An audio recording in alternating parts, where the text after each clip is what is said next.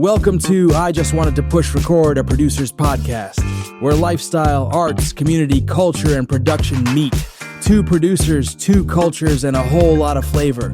Join hosts Lena and JC for fun conversations, cool interviews, sharing tips, laughing through production hiccups, and celebrating the art of it all. Ready to roll? It all starts with pushing record.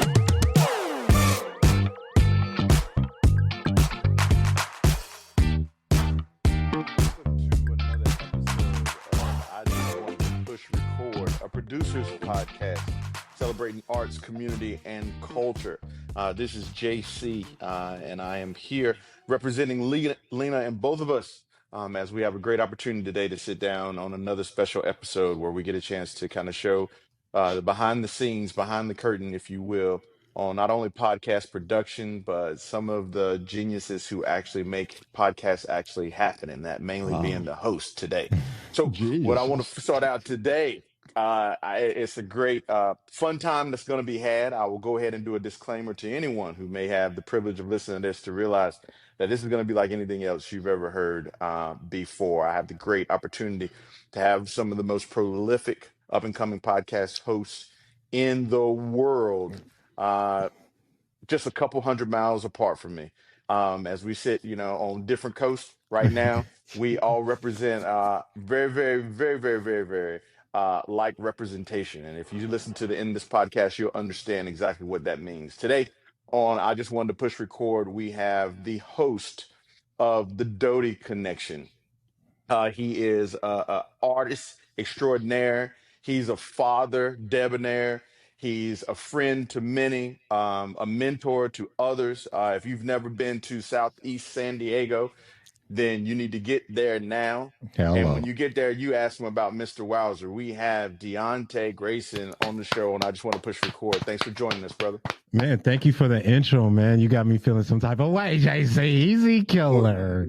Well, you all taught me well because right next to you, adjacent, Diannte adjacent, is a young man who leads everything he says by talking about knowledge is power. And I believe Diannte would agree with me that one of the things that makes that statement true is that he's made us powerful because of the knowledge that he shared with us. Yes. And so, with his podcast, Cannabis Enlightened, that's now been on the air for more than 30 episodes, more than 2 years, and still growing and populating, helping teach people about the business of cannabis, the industry of cannabis, in front of the counter, behind the counter, and all points in between.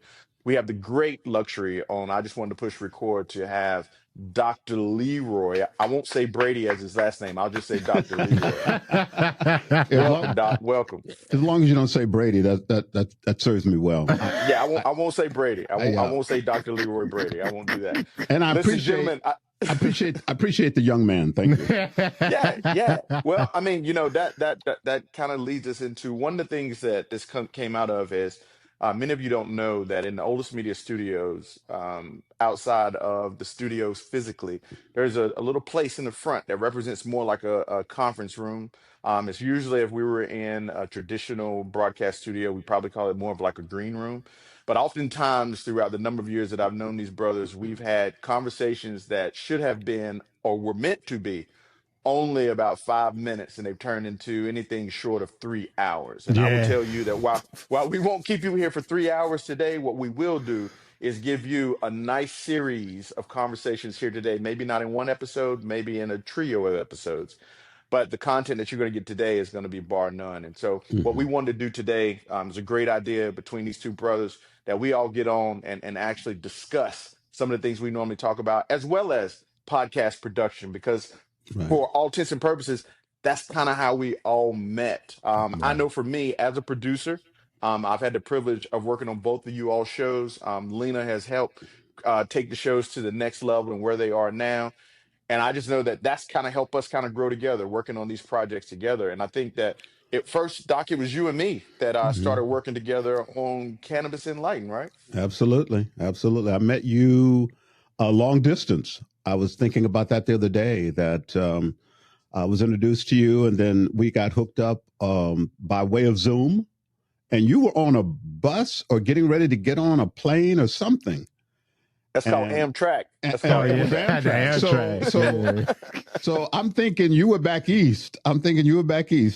But I didn't ask any questions. I just appreciated the fact that you would, speak with me. And I really didn't know what to expect, man.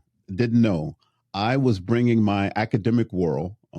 As my listeners know, I taught, City College. I'm a retired college professor.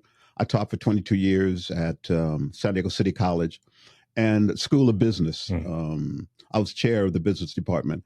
And, kind of things I have had to do were regimented. You gotta have notes. You gotta come prepared.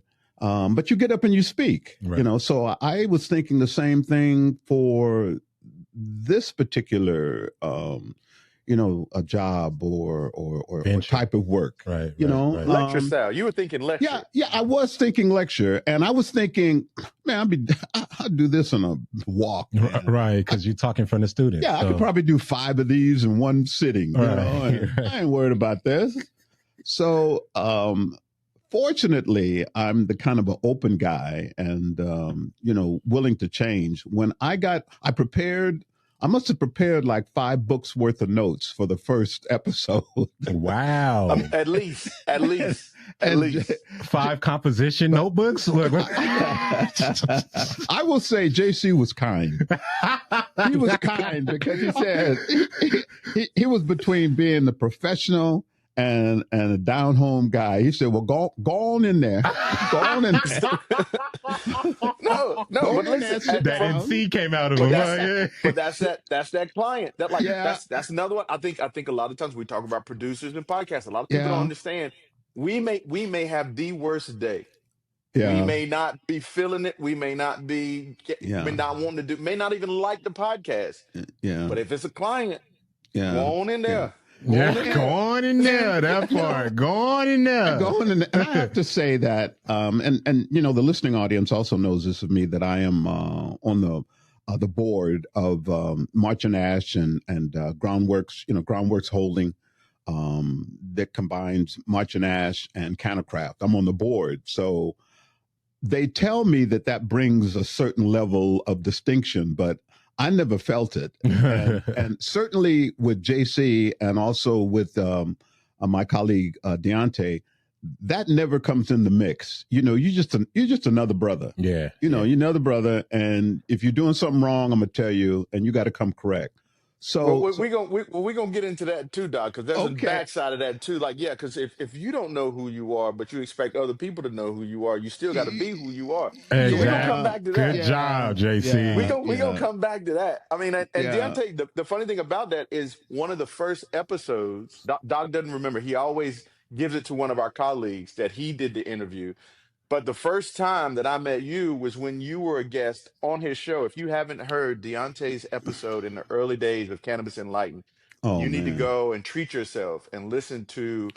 This dude was bad from the beginning, and he was true to form. How he was in that episode to how he was on his last episode has always been true and true. That's a Cannabis Enlightened episode. If you haven't heard it, go check it out. But that's how I met Diannte. Diannte came in, and then the first thing I remember is that y'all talking about that East Coast. Diannte said, "Oh yeah, Norfolk," and I said, "What?" Yeah. I said, "What? What? Yeah. Who this? Yeah, I mean, tell him, and then that's how I remember us meeting. How about you, Diannte? It was all 3 of us. It was incredible. What was you about to say before? I was going to say, I really like that meeting of you and I, Diannte, because it was after a breakfast meeting I had with Brett Peace. Right. And he said, there's a new guy that we hired, Dr. Leroy. I'd like you to meet him. So I came right in the office, and I looked in the big office room. I looked, and he pushed his head up above the screen, and I saw Diannte, and it was like immediately we started walking towards each other. Yeah, we did. I got up. Yeah, and we hugged. Yeah, he looked at my shoes and was like, "So let me give the full context, right?" And I'm glad you said true to form, JC, because for me, that episode to me is still one of the best episodes outside of Doty Connection or anything I've ever done. All right, because you got me in that moment of me just leaving the trap and transferring into the legal industry of the cannabis industry. that was a raw moment for me to kind of like shave of everything I knew and step into civilianship. And that was the start of it with your interview. Yeah. And meeting JC, shout out to Chris Cantori. I'm going to go ahead and give him a shout out. But amen. That's when I met JC for the first time. And when I hear producer, I'm looking at him like, executive producer? This is my first time meeting a producer. So I felt like I had to be on my best behavior. That's why I was sitting like this, like a church schoolboy. But I felt like we were closer then because I shed skin in front of you guys that I didn't do in front of a lot of people. I think I cried in that interview. Yeah, that episode was very, very meaningful. And we didn't even do it in the studio that we're in right now. I think we did it outside. Yeah, and this was being built out at the time. Right, we did it outside in what's now the conference room.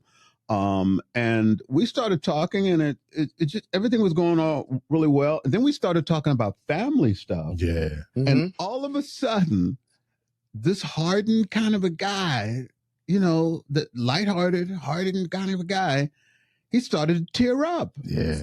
And you know, you have to, you play it by ear when somebody really gets into the emotional side of themselves, because you really don't know what to do. Right. You know? Because it comes out, it's unpredictable when those things happen, right? Exactly. It's like you try to hold back tears and they just fall out and you're like, oh God. Exactly. And the human part of me, the black man part of me wanted to, hug you, but we were across from each other. Yeah. And we were doing a podcast. So I had to, okay. Yeah. And I'm looking at Leroy. Leroy's on interview mode. You know what I'm talking about, Jason. He like, yeah, you okay? Yeah.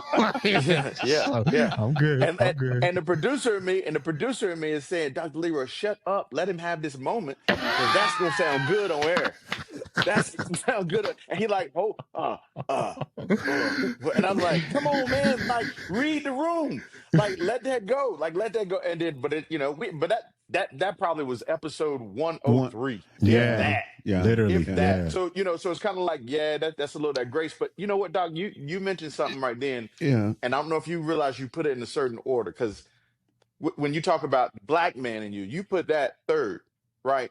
One of the things that I think is unique, I was going to mention it too, because, you walk in that office. I was going to ask, who else was you going to get Diannte confused with in that office? Yeah, right. That's one thing. Yeah, that's one thing. Two, I think I have been there. I have been with IBC, parent company of Olas Media. I have been with them for at least almost a year then, through COVID, right? And we were just coming back. We had gotten to the new place. And so I had not seen anyone from my tribe. And so to come to Mission Valley and to get there, and then all of a sudden, in less than 3 months, see more people that are in my tribe than I had seen the whole year that I had worked with IBC was a moment in itself. Right. Around my way, I think we can establish I'm the dude from the South. We talk about family reunions, right? Family reunions, like when you get there, you don't know if they're your cousin, your aunt, like, I mean, you can kind of tell who's who, but you get my point. My point being is that when we saw each other, there wasn't a whole bunch of, what's your story, man? Who you? And then it was more along the lines, okay, we in this room, we already have some commonalities. And the ironic part about that is that although with all the commonalities that we had that were unspoken, the one thing that was obvious is the generational differences that were there, right? Right. And I think for me, the most incredible thing about that, because let me give a shout out to my grandma real quick, right? She, for me, is like the Bible of me understanding generational gaps between my mother, myself, even my sister, right? To my kids. My grandma comes from a fighter time where Motown music was the only type of music that was out. Amen. Right? You fought for the word black to not be called colored. That's the generation my grandma is from. I get down to my mother's generation in the 70s, and she had to work to look like kind of like Leroy being a professor. She had to work to get inside a career where she's not looked as a black woman, more as a military woman or a professor. They did everything they could to not be addressed as a right. Then you get down to my generation, and I like to call this the CIA reset because they poisoned the 90s babies. I'm talking about in a grotesque way, from music to, look, Snoop Dogg was popular. That should just tell you alone. it was gangbanging, it was serial black killing, it was drug dealing. So by the time I hit the early 2000s in 5th grade after 9/11, specifically, I remember me feeling like this. I felt like I had no other protection but to go to a gang. Yeah. Because at that time, I've been mannered by Tupac. I've been mannered by Snoop Dogg. I've been listening to stuff for so long that subconsciously it felt right to do that. It felt like I had no other opportunities but that. So my grandma and my mother were like, why? You have other things you could do. You can be a powerful black man. We just don't see that. Well, at that time we didn't. We felt like we were poison. We're creators of crime. And anything that we have to do has to do with streets, which is why we never even talked to cops. I'm bringing this all up to context a story that happened recently. We're going to get back to that, but just remember what I said. Yeah.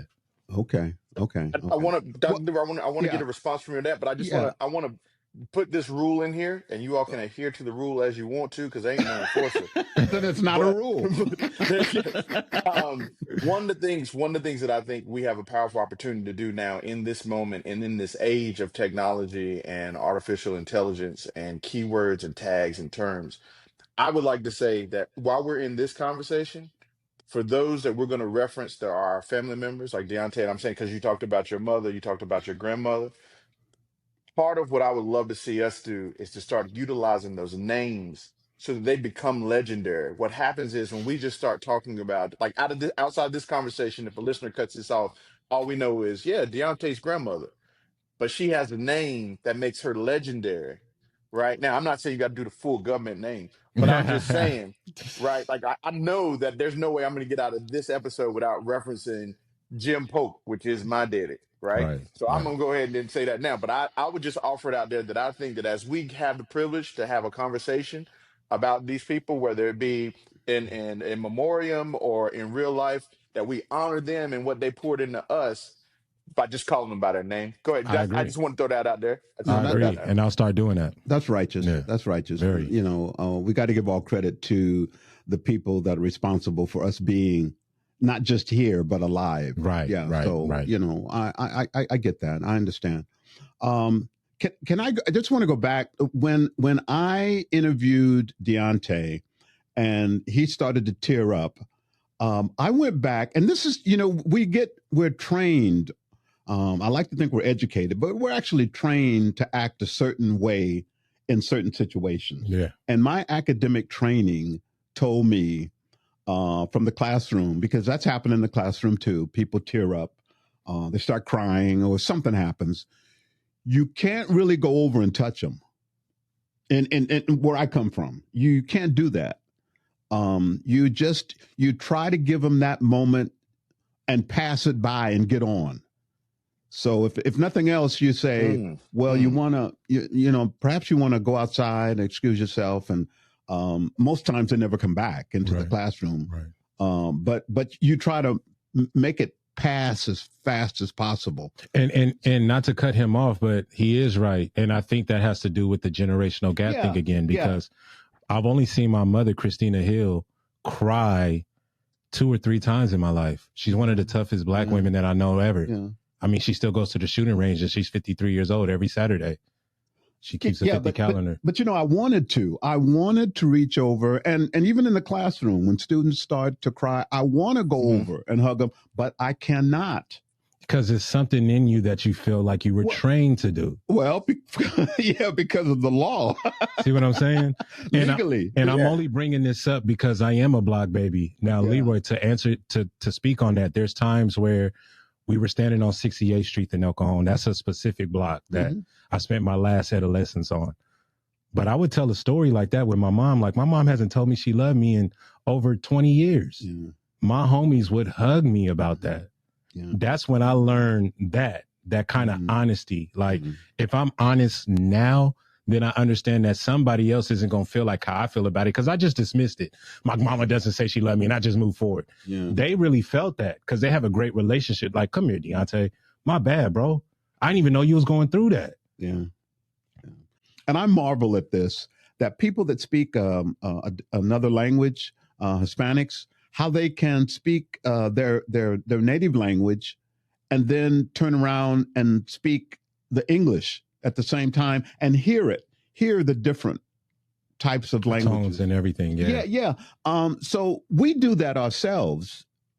We act differently when we're with our career, our professional people, than we do when we're with our home people.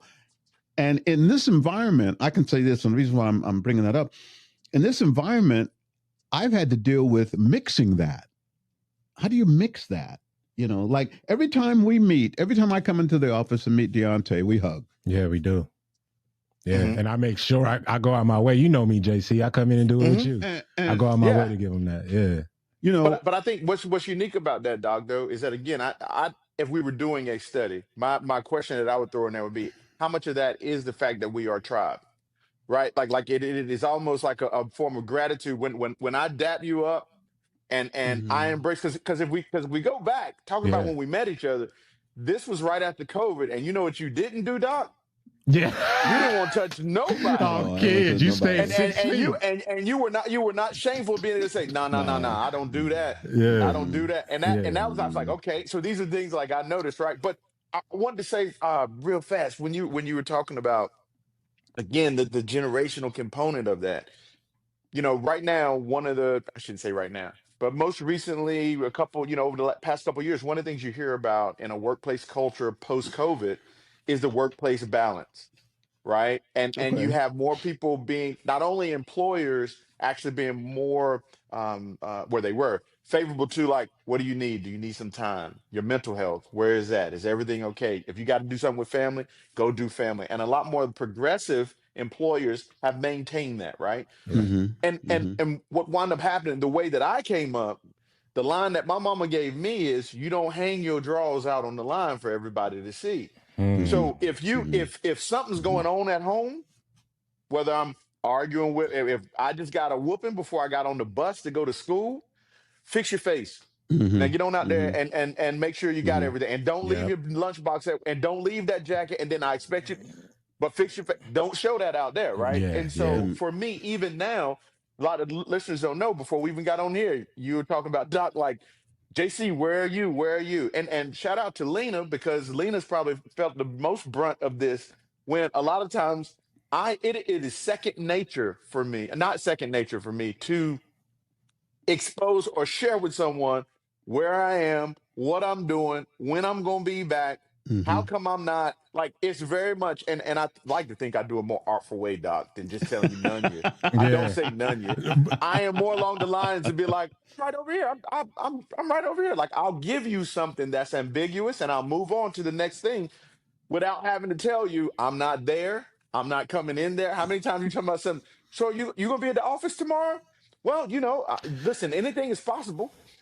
See, and I'm gonna take a page out of his book, because I'm the same way, JC. I don't like people knowing my schedule fully. He knows that. So when you ask, so when are you going to be in the office? Especially now. Back then it was, I'm 5 a.m. Now it's like, why? You keeping tabs on me? Like, I'm trying to figure out. See, yeah, but that's because I'm coming in and I want to meet with you. I know. It's just something programmed in me. Yeah. You know what that's what we're talking about. When you do that, I back off. Don't give him a pass. Don't give him a pass. Because if your motivation is you want to meet with me, let me tell you how you do it. You sit there and say, hey, Doc, I'd like to meet with you tomorrow. What are you doing Tuesday at 2:00? Okay. Well, I'm trying, you don't have to know what I'm doing. I'm trying to avoid all that verbiage. No, okay? you don't forget. What time you coming in the office tomorrow? No, you paying it. But that information does you no good. It does not make or break you. But that's the communication that happens there. I'm thinking one thing and he's thinking another thing. Right. Right. Go ahead. In that communication, yeah. We want to meet. I know you want to meet with me. I want to meet with you. But the way we're communicating that, we understand it differently. Yeah. No, he's right. And that's like, that gap thing we talking about. Yeah, it's like sometimes when I teach communication, I teach the word bad. To some people, bad is really bad. It's not good. But if you're from the Michael Jackson era, you know the song, something bad means it's good. Yeah, I mean, I'm from the 90s. We call girls that look good bad. Oh, she's bad. Yeah, but bad meaning she looks good. Yeah, right. So it's very important that both parties, when you communicate, know the definition, the meaning of words. Right. Even slang. I agree. Even So slang. going forward now, you understand that I'm not trying to dodge you. I'm just not understanding why you feel like you need to know my full itinerary for the day. And I feel that. And to be fair, because I don't do that with JC. No, I don't. See, sometimes the devil gets in me. I'll go back. See, I flip Wilson, the devil. I thought religion was the last segment. No, well, the devil is all places. So sometimes I know what I'm doing. Right. Sometimes it just be a daze. I just want to get on your nerve.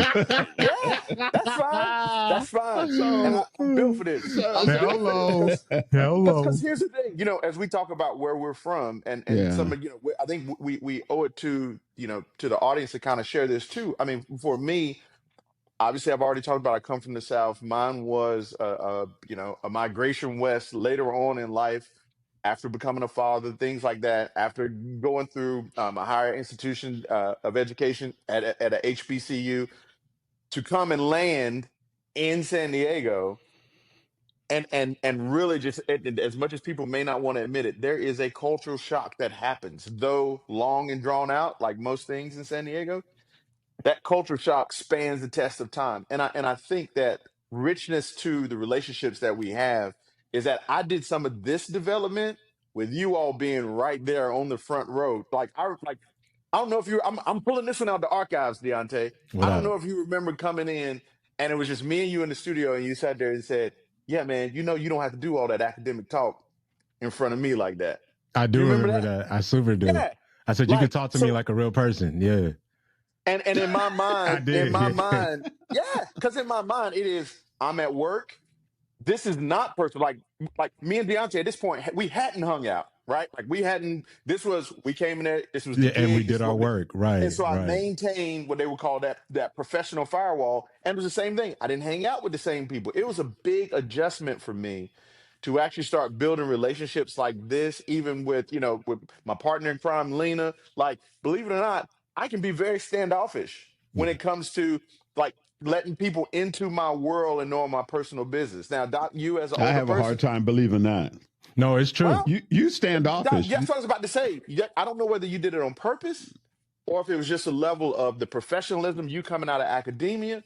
But there was something about when you came in there, it compelled me to drop that curtain so that I could have conversations. There's oftentimes I mentioned to you, Doc, that I say, man, I don't get to have a conversation like this that often. Yeah. It's true. This is very good because I have a relationship with Diannte where I've often complimented him that he has the intellect of someone that I've worked with in a master's and PhD program. Thank you. Yet he can turn around and talk neighborhood. Yeah. And I get schooled on the language. Wait, is that the official title of the language, Doc? We call it lingo. Ebonics. Lingo. I call it the neighborhood. I call it the neighborhood. Well, because he knows. Right. He's fluent in neighborhood. Like I just don't want Doc going out there talking about something. Diannte, he should have a master's in neighborhood. No, he should have and people know that when I talk about masters, I'm talking about the quote unquote King's English, the college, right. Your Stanford, your Black Law Dictionary, all that kind of stuff. Yeah. But then he finds out that I went to Abraham Lincoln High School. Yeah. And I grew up in the neighborhood. I grew up in Southeast. And to be fair, he grew up at a time, because I did too. Now, for people who are wondering why he brought up Norfolk, my mom was in the military for 20 years. Her name is Christina Hill. I was born in Virginia, Portsmouth, raised in Norfolk till about 3 or 4, and raised the rest of my life in San Diego. So my vivid memory of San Diego is it was rich, full of culture. It was a lot of my people out here and brown people, big time. We used to have festivals of, remember those college bands that used to march through Southeast? Yeah. It was vibrant out here. It was a different San Diego about 20 years ago. Yeah. And it hasn't been the same since then. No. So yeah, going back to what you were talking about, that cultural cleansing. Yeah. They did that out here in San Diego. They moved a lot of people back to the South. Yeah. For sure. Before we move to any other transition, I just feel the need to say that when I'm going to go back and I guess catch that little nugget of when I first started podcasting, and I thought I knew everything, and I thought that you guys were going to have to follow me.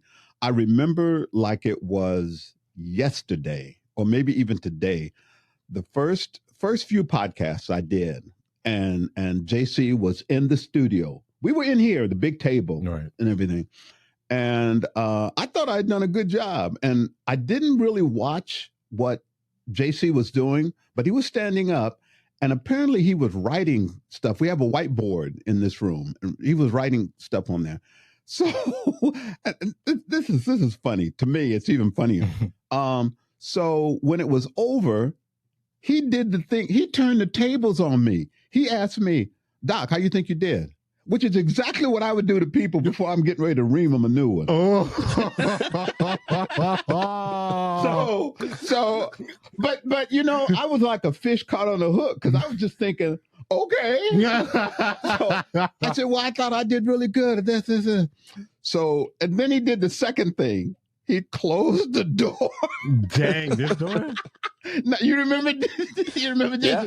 He closed it, and when he closed the door, that's when I sat up straight, and I'll tell you right now, my butthole got real tight. Oh yeah, so you sat like this. You was clenching that mother. Oh crap! And I'm thinking to myself, what am I gonna do? Oh, you was clenching tight there. Yeah, and I sat there, and he started off gently, and then he just hit me, some jabs, and then he came with the uppercut. And I think, not to cut nobody off, I think that's what I value most about our relationship, all three of us. Yeah. And is that we are brutally honest, and we don't take that honesty personal. Mm-hmm. Mm-hmm. We understand that we're family. And I want him to tell me I'm doing wrong before, should I listen to him tell me, or you, before my mother tell me I'm doing wrong? Wow. Because I talk to you guys more than my mother. Yeah. And my relationship with my mother is very complicated. We got a lot better, lot better. We talk a lot more. That past is still there, though, if that makes sense. I think that's the way it goes. Right. I really think that when you get older, you have more in common with your parents. Right. I mean, maybe that's obvious, right? Because you're a grown. Shoot, and you was always in my head about it was you and me. Man, you might as well just go ahead and come on, Diannte. You need it. He knows sometimes, like, he'll give me. So that's one thing about Doc. Like, Doc's helped me out in these 4 years tremendously. A lot of people don't know. Because when I came here, I was wild. And only he knows. There's some stories we just can't share, right? Yeah. Under penalty of death. Right. But he would take the time to tell me something, because I don't know. It's like his emotional intelligence understands that I'm going to plant this seed in his head. I know he's going to think about it later, because I always do. And I come back and I'm like, damn, Doc, you was right.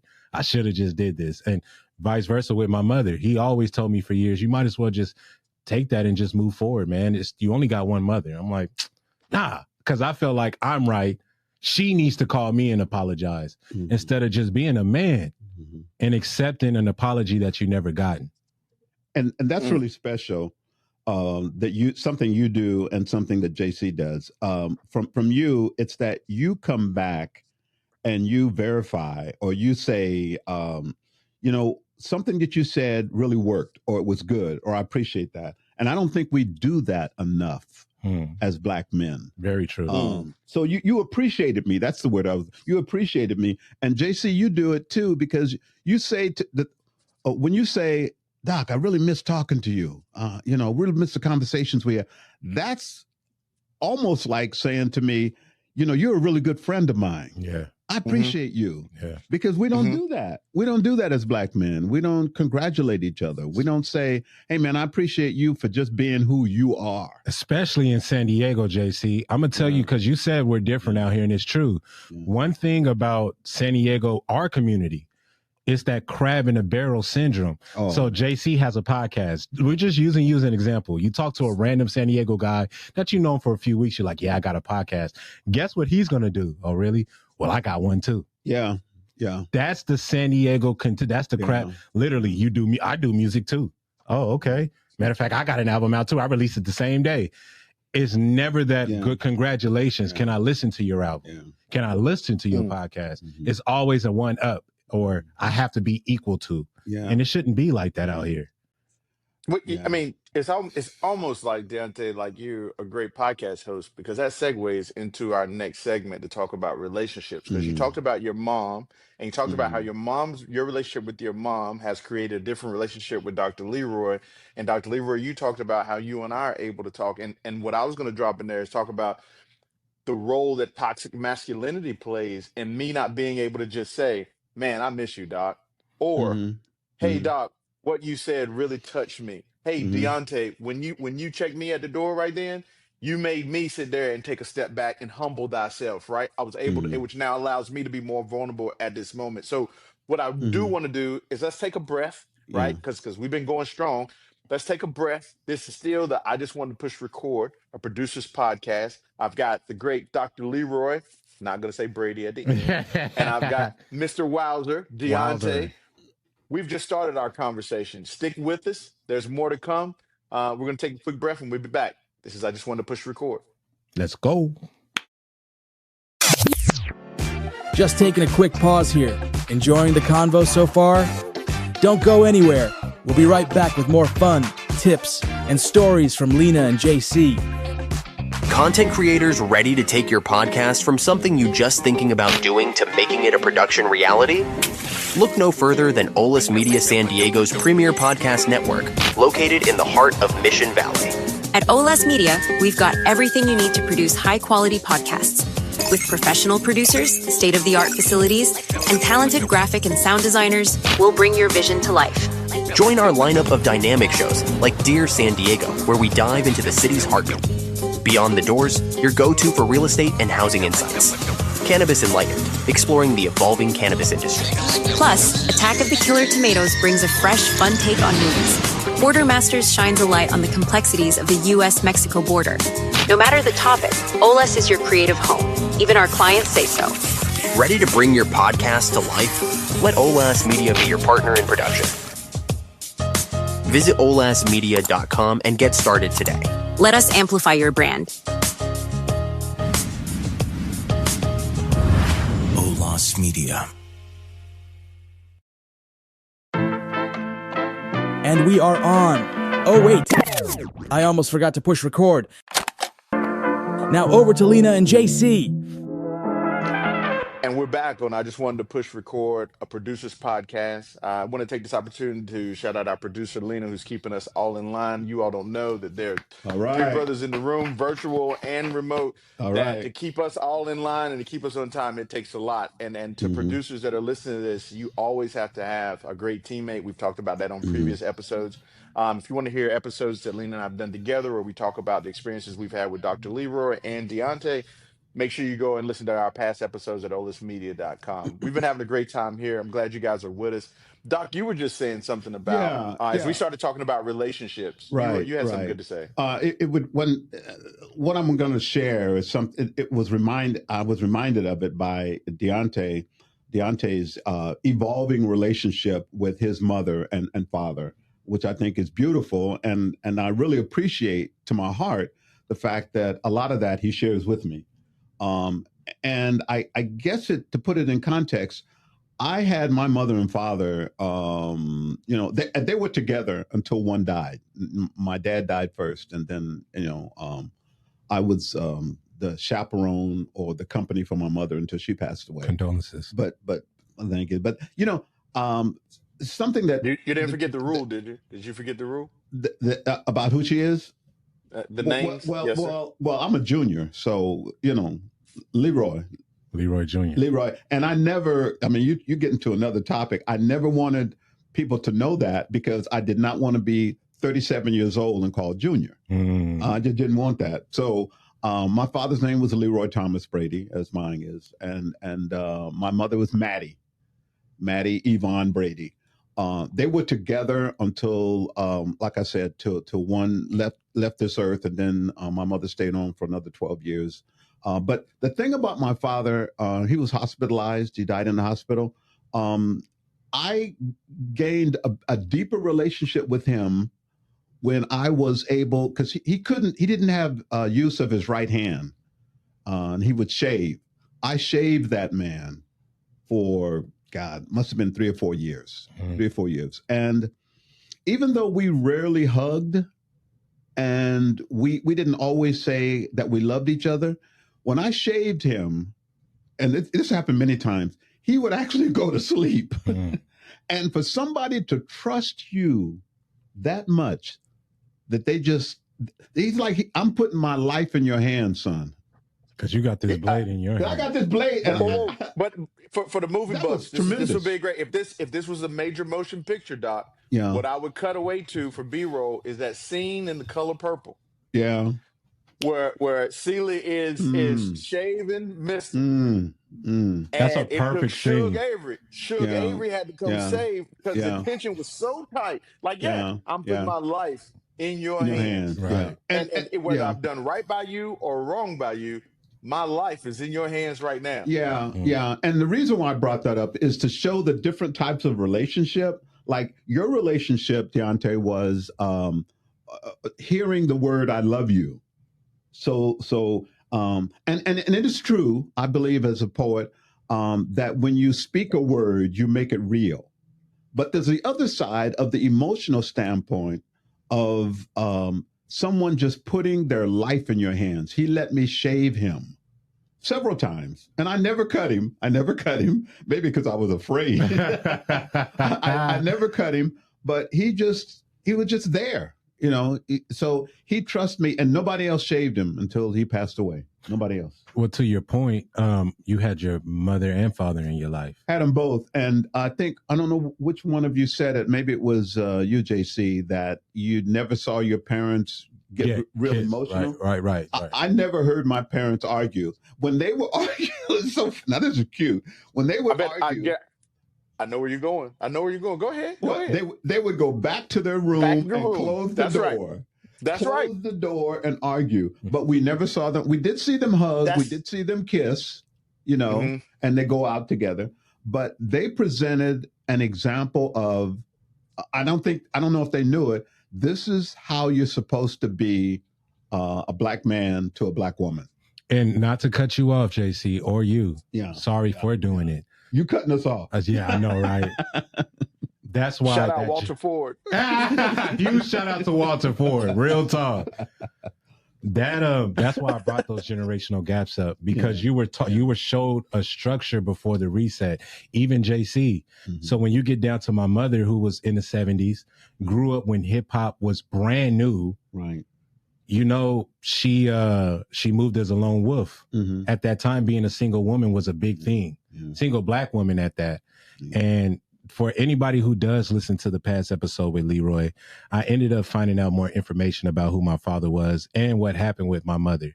At that time, I was a rape baby because that was the information that was given to me, that my mom got raped by her sergeant, and that's why I'm here. I ended up finding out about a month ago. We talked about this, right? Yeah. About a month ago that what my mom did was consensual. But, I think when we talked about that incident, a situation, I said to you that I think your mother was in a survival mode. Yeah, telling you that she was raped. But I immediately wanted to help the mother. No, he did. And he did. He said, I think you should support her more. Yeah. Honestly, what I told her is what you did takes a lot of courage to do. And I really appreciate this. Oh, man. Because you don't know what you just did for me. Yeah. I wish I could. I apologize for not remembering the book, but just this morning I saw there's this new book out, and it's actually a fiction book, right? And it talks about, it's an East India global warming natural disaster that happens, and one of the things they start looking at is like, what does it take from if you're in a community, you're in a village, and then all of a sudden there's a famine and the food is not what it's supposed to be, and now it's survival of the fittest, and it gets very Darwinian, right? And that same person who was your neighbor yesterday, or that community member, or your sister, your brother, but it's like, I got to feed my kids type of thing. It challenges what does love look like, because love can be a lie. Yeah, it can. Love can be honest. One of the things that she lifted up, she was like, that I could identify with is like, your parents a lot of times are there to say, I got you. I'm gonna protect you. I'm gonna do whatever it is to make sure you get a chance to see more days than I do. Right. If we break it down to its and for me, like I remember being at school, my mom be like, did you do this? You need to have you done this? Have you done this? And I would lie. Yeah. I already did that. I already did that. Now, I would like to believe, and I truly feel this way, that I was telling her that because I didn't want her worrying about me. Right. I'm a grown man out of your house. You don't need to sit there and be stressed over me. So I'm going to tell this lie out of love. And I like how you connected that.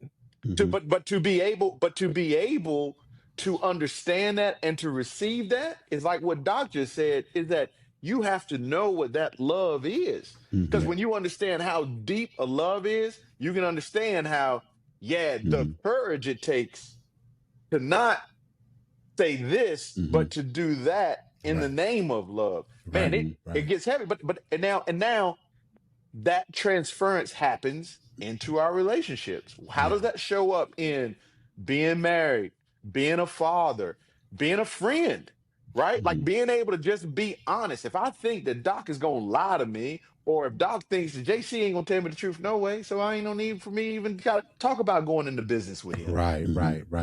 Right? Like it and I had a lady when I moved to San Diego, man.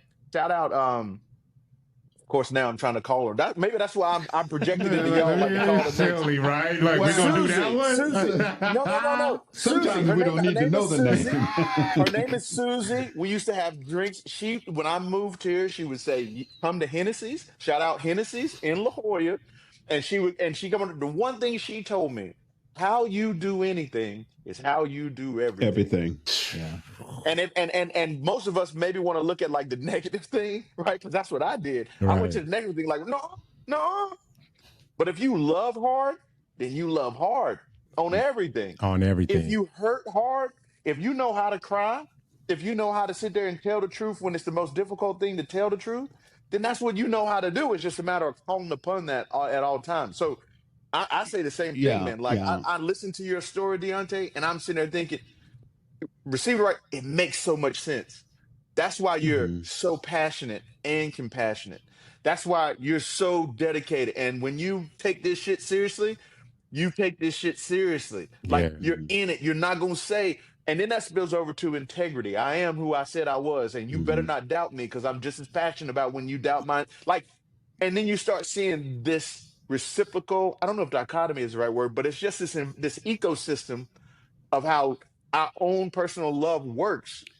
Goes back to, like you said, Doc, if you just let people out here to be hurt and not loved on, man, we live in a hard place. If all you're doing is hating and mad on everybody. Yeah, we do. But here's something that I've thought about lately, and as I mentioned, I'm retired. So when you retire, you have a lot of time to think. Shout out to you, JC. A whole lot of time to think. But there's a difference in saying the word and feeling the feeling. Feeling the feeling. I mean, you could tell somebody, and I have said, I'll belly up to the table and say I have said the word love to many women, but I didn't mean it. Hey, that's a good point. But I have not said the word love to many women, and later on, I'm saying like there's a hole in my heart because I'm not with that person, or gosh. Or start talking. You say you haven't, or you have? I haven't. The hole in your heart. I have. Well, I have the hole in my heart because you haven't said you love them to the person that you did love. I haven't said that I love them. Yeah, I haven't said it, and I should have. But the fact that I didn't say it was that wall that I put up. That I'm not letting you in. Yeah. I'm not letting you in because if I let you in, you're gonna hurt me. Right. And why do I think you're gonna hurt me? And here's a news flash, because I have hurt other people. No, and that's hurt people. Yeah, it's not you, it's me. Right. Yeah. And it hurts. And I want to give a shout out to you, JC, because you broke down like everything about me, and just me telling you about that. That's one of the greatest assessments about me that I've ever heard. That's very true. That's why I am the way I am, because I had to deal with family members, my mother, my grandma, my cousins, who just did not believe in me because my mom would start rumors that I was doing things that I wasn't doing. So I was always the villain in my family. So I always felt like I had to go out on my own. So my romantic relationships, right? I always felt like, because that's like the American standard, right? Man, get a woman, get married, get a house, split your finances. I was a best man for my bro's wedding in Atlanta 2 years ago. Beautiful wedding. Shout out to my bro Zelly, man, and his wife, man, Brittany. But I was dating somebody at that time, JP, Jigglypuff is what I call her. Not gonna put her name on here, but she knows as soon as I say Jigglypuff, yeah, because she listens to the show. And I just Shout felt out like Jigglypuff. I'm wondering if that's a description of what she looks like or what I showed you pictures. Oh, okay. Yeah. Yeah, Jiggly. Yeah, Jigglypuff. I was lying to myself. You know, she's a great woman. I'm not taking nothing away from her, but she has past trauma that was spilling into what we were doing. I was lying to myself because I felt like I needed to appease that relationship dream of, especially when people look at me, they expect me to have a woman on my side. They do. I don't make the rules. You know what I mean? I'm just here. Man, after that wedding, I told my bro, I said, man, I'm going to come back. And it just changed me because I seen what real love looked like. He spent $65,000 on that wedding. I came back and broke up with her. I came back and broke up with her and been single ever since. Because I'm not going to lie to myself about. It never ceases to amaze me how powerful experiences that we have undergone, how powerful they are in our future. Yeah. We bring them forward. And it's almost like they determine how we're going to act the next day. Yeah. And we may not think about it at that time. Like JC, I'm sure that when you did the critique of my podcast, I'm not sure what was in your mind, how significant you thought those episodes were, but they were powerful in my life. I mean, I think they were more powerful than some of the professors I had at State and some of the other, advanced degrees that I have. That was powerful, maybe because of who it was coming from. Yeah. And maybe because I felt that you cared. See, that's the other thing. When you can tell a person cares when they give you some feedback, when they say things about you or to you, I think that changes the message. And that changes how you hold it in your mind. Dang, that was a great point. No, listen, I'll be the first one to tell you, you got to keep in mind, if anything, Doc, you were original podcast number 2, if anything, right? Like we were going through this process of like, okay, March and Ash wants a podcast. It's Cannabis Enlightened. Dr. Leroy's that guy. JC, this is your job. Go to work, right? And so it's one of those things where, I'm not necessarily a dog fan, but you know how they say dogs latch on the bones and, and they're not going to let it go. Right. Like part of it is, yes, I cared. There was some selfish motivation that's in there. But at the same time, there is also an expectation that I'm not going to let those tribe members, go out there and look like anything. Right. And only because that's what I've experienced. If it wasn't my mama, if it wasn't my daddy, it was the teacher the teacher of color at school. If it wasn't the teacher of color at school, it was the first black man that I had as a teacher, Mr. Priester, who sat there and said, "Hey man, what you doing? You got all this talent. Yeah. You got this opportunity, and you're gonna do what with it?"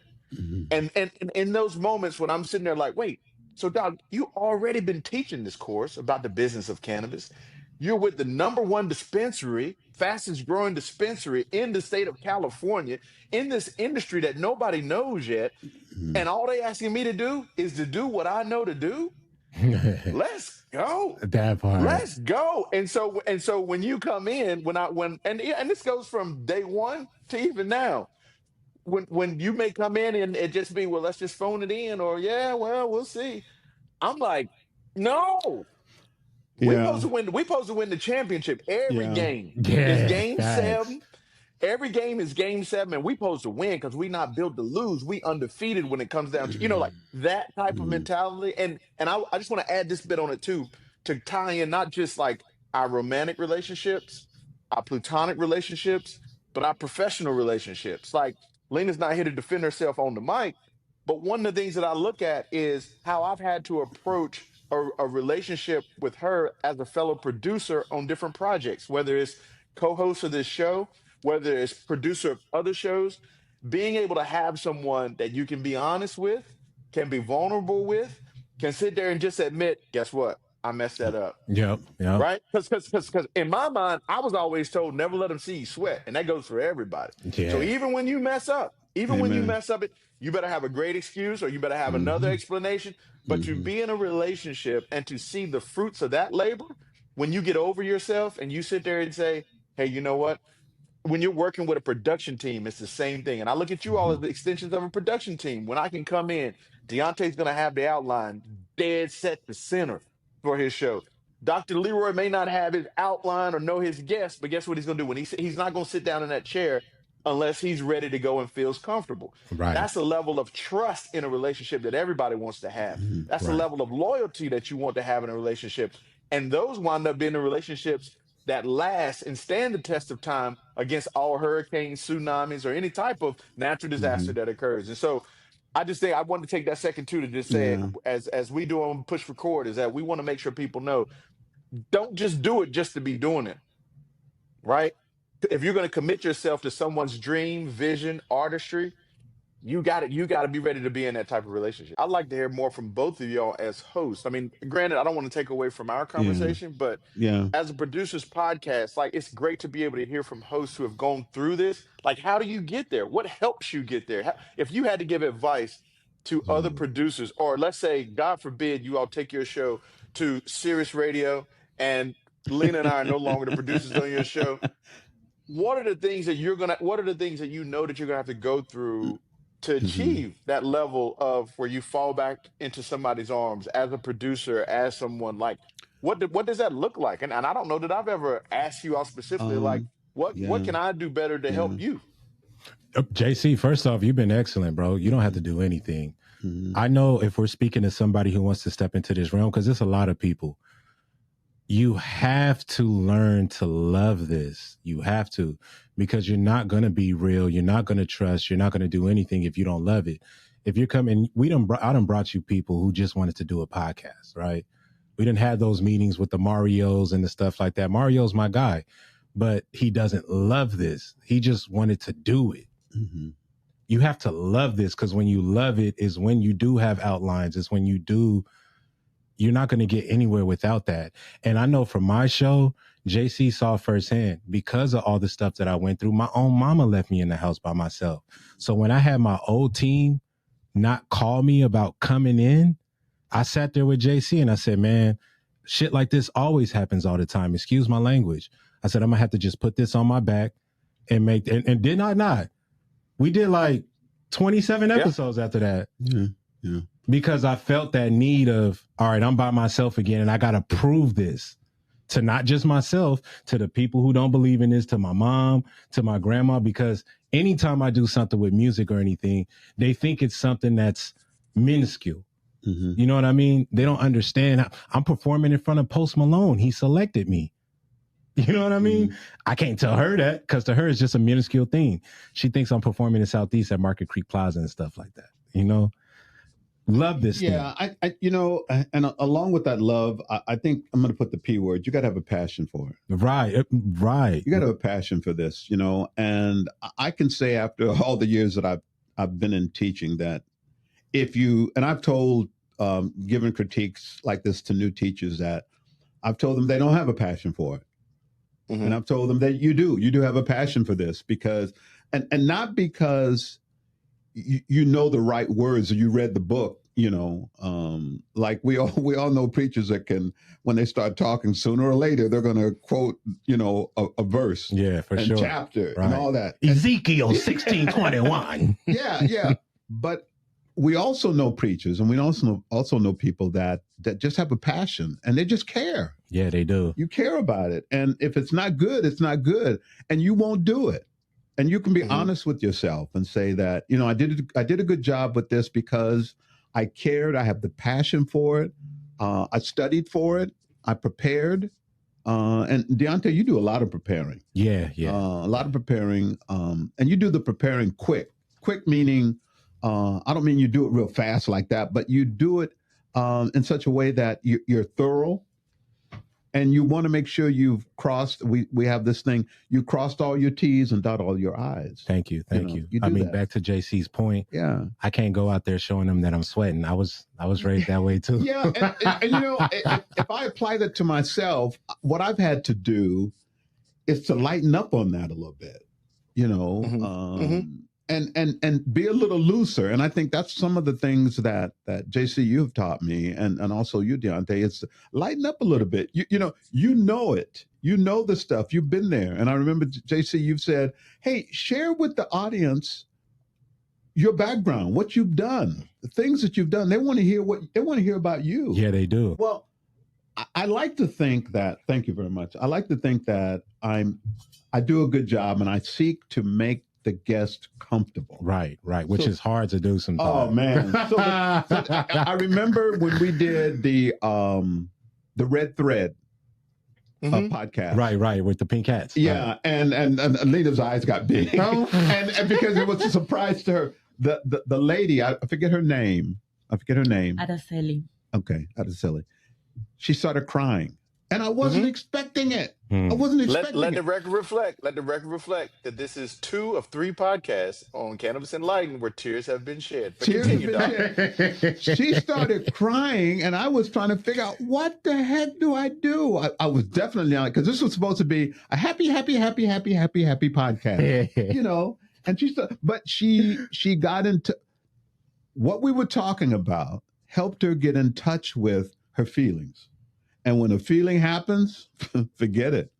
Yeah. That's what the preachers say, let them use you. Let them use you. And what a lot of people would understand, if they would like to hear this episode, that episode is on Cannabis Enlightened. And not only that, it also represents one of the episodes that Lena and myself actually talked about on I Just Wanted to Push Record. One of the privileges we have as producers is to handpick some of these shows and our experiences to talk about, to teach and learn. The only caveat that I would give to that passion component is that you ain't got to be passionate about it. But if you wanted to be worth something, and if you wanted to do the things that you visualize and that you dream of, then you got to be. Because there's plenty of people. The only reason why there are more than 850,000 podcasts out here is because not everybody's passionate. Don't mean you can't have a podcast. Yeah, very true. I would say, and as a producer, always look for those who have the passion. Yeah. Because you can make, it's just like anything else. We can make money over this, right? Like we can sell annihilators, or we can actually go make some great pastries from Spain. Right. One's going to pay us more, and one's going to be more meaningful to everybody else. And I think that's a great way that we've done in these last 2 segments. Because there's one more segment that we've got to capture. And we've talked about our relationships. We've talked about how we met. And there's no way we would have in one sitting where the 3 of us would get together and not one of us would make reference to the current events and the politics of the world right now. So what I'm going to do, let's take one more. Let's take another break. Let's come back. Can I interject you real quick, JC? For the people, because JC's absolutely right. Anybody can have a podcast. Me and Leroy are speaking about the delayed gratification route. If you want instant gratification, like a short game thing, then you don't need to have passion. But for delayed gratification, we're talking about a 10, 20-year plan, seeing your fruits grow and able to obtain the fruits of that. Yeah, you got to have some passion for sure. And just before you go, let him go. The thing that there's a difference for me between when I meet a guest before the show and after the show. Because before the show, they're a little uptight. I can tell. They're a little uptight. They don't know what's going to happen. It's either because of they've never done this before, or that they're nervous. They're nervous or something like that. But then when it's over, they're like, you just open the water gate. They're like, wow, I never thought it would be this smooth. I really like the fact that everything was nice and smooth, and I felt so comfortable. That speaks to the power of the host. We had a guest one time. JC recorded this one. I'm not going to say his name because we all in the same company.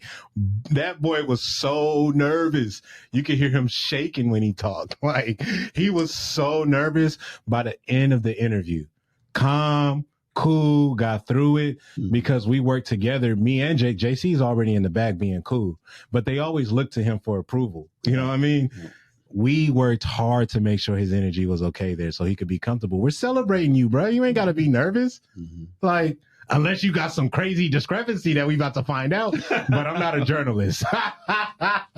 Well, and we tell them that before we interview them. Yeah. Hey, man, this is not a gotcha piece. No, we're not journalists. We're not. This ain't a news piece. You know, I just want you to tell me what you do. Tell me what you're all about. Now, if you confess to something, hey, I can take off. I'm down for clickbaiting. Okay, I'm down for that. Barring you all telling them how they can hear your show, I think it's a great place for us to wrap such a powerful series. I'd love for you to make sure they can find your show, what you're working on next, and one last thought that you want them to have, as brief as 15, 20 seconds. Right. Go ahead, Leroy. You can plug them in. Well, the Cannabis Enlightened. As JC has said, we've done 3 years or three seasons, I think. Four seasons. My God. We're going into the fourth season. 4 years, 2 seasons. 4 years. My God. 2 seasons. Yeah. Yo, my nice. gosh. My gosh. Lot of hard work. And the hard work, the hardest amount of work comes from the people that support me, the JC and the Lenas, March and Ash. I appreciate the opportunity to be able to do this. This is one of the two things that I brought to March and Ash as I came from the college that I wanted to do. I wanted to do a podcast because I found out that people didn't know about cannabis, or what they did know was wrong. So I felt like it was my job to at least bring some knowledge, some correct the chart, make it known what things were right and what things weren't right, and to give people an opportunity to give a feedback. So you can always reach me. I'm at Dr. Leroy at cannabisenlightened.com. I'm looking for if someone wants to bring up a topic, please do so. I have some assistant producers that help me. Ariana and Onika, they help me with some of the topics that we put together. We're looking at the next season. We're open in terms of the type of things that we want to bring to you, so that if you have any suggestions, please bring them to me to let me know what's going on. But I love doing what I'm doing, and part of the love that I have for what I'm doing is the people that I work with. And I don't mean my guest. I'm back to JC and Lena, because people always give me compliments. Oh, I liked your show. You sounded so good. And I'm saying that's JC and Lena. They make me sound like I'm more than what I am, and I appreciate that. No, you are everything that they make you sound like, bro. That. For real. Lately, and we got work to do. And we got work to do. And I'm just so proud of. Let me say this, and then turn it over to Diannte. I'm just so proud of Diannte. Thank you. It's just ridiculous. It's just ridiculous. He's always been a creative guy. Now, don't anybody think that I discovered Diannte. Diannte was an accomplished rapper and musician already. I mean, he was already on his way. There are a lot of brothers and sisters like Diannte out there that maybe they didn't go through the King's College. Maybe they don't have 5,000 degrees, but they're smarter than smart. And if something was happening, if I needed someone, if all of a sudden I get millions and millions of dollars and I need somebody to help me to be able to figure it out, I'm calling Diannte. One of the people I'm calling is Diannte. Thank you. Well, but remember, back in the first episode of this, we did say that you gave him an honorary degree in neighborhood, honorary doctorate in neighborhood. I can give him an honorary doctorate. Yeah, in neighborhood. Diannte, final thoughts? I just wanted to say thank you guys, JC, Lena, Chad, Peace, Brett. I want to thank you guys for giving me the opportunity to have this show. This show is, I treat every product that I create as my baby. So this is one of those babies that I'm seeing walk now, and I'm real proud of it. So for anybody that wants to check out any episodes, and I got 4 names I go by. So this is Diannte telling you about Mr. Wowzer's The Dodi Connection. Dodi is spelled D-O-D-I. It's on olasmedia.com, and it's also on Apple Podcasts and Spotify Podcasts. My artist name is 33 Thou Wow. That's spelled Thou. WOW. It's on any platform. You search that name, you'll find me. 33 the numbers. I'm also doing a YouTube channel called GG Fam with my kids. It's about let's play content and funny and scary videos that we rate.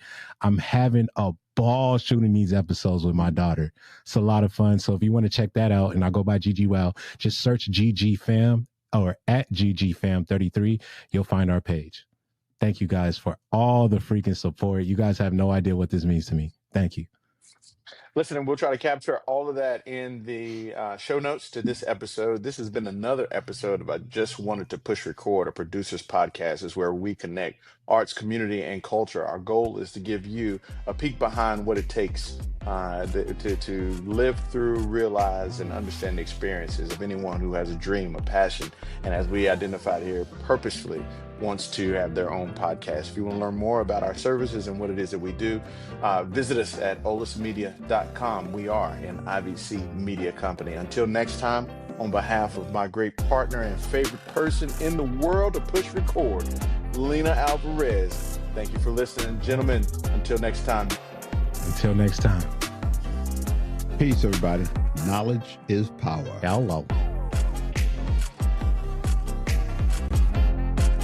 Thank you for listening to I Just Wanted to Push Record, a producer's podcast. Be sure to follow and subscribe wherever you get your podcasts. To hear other episodes or read the associated blogs, visit olasmedia.com. And be sure to follow us on Instagram with the handle Olas Media Studio. I Just Wanted to Push Record, a producer's podcast, is produced in studios in San Diego, California, and Tijuana, Baja, California. Olas Media is an IVC media company. Olas Media.